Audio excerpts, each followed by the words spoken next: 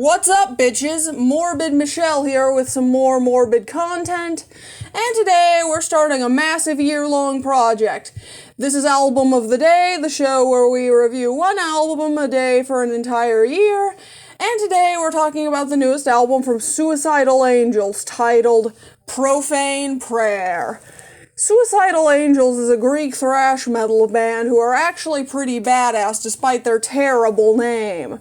Seriously, I can't be the only one who hears the name Suicidal Angels and immediately thinks of those fucking quote-unquote goth angels that edgy teenagers used to post during the MySpace days.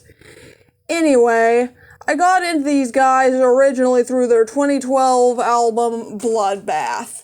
This album was fucking awesome.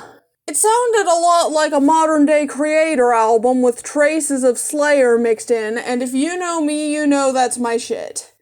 I checked out some of their other albums, and man, these guys are consistent as fuck. So, how did I like Profane Prayer? Well, it's a mixed bag.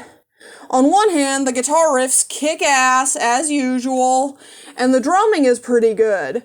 On the other hand, the production sounds like shit.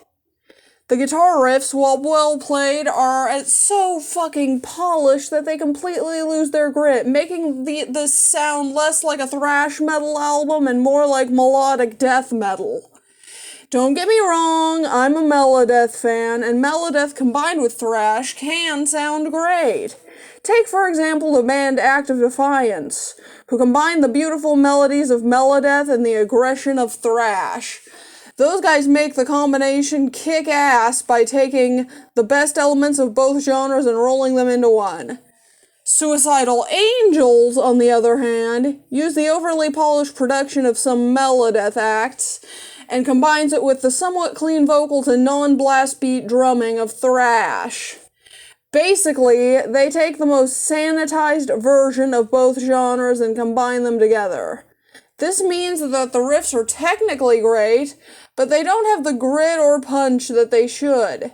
The same can be said of the vocals, which are technically good but sound weak over this clean, borderline power metal sounding mix.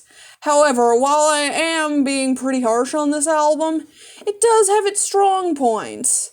The solos are fucking fantastic, there are some catchy bits, and songs like Purified by Fire, Guard of the Insane, and the title track get a bit faster and a bit grittier.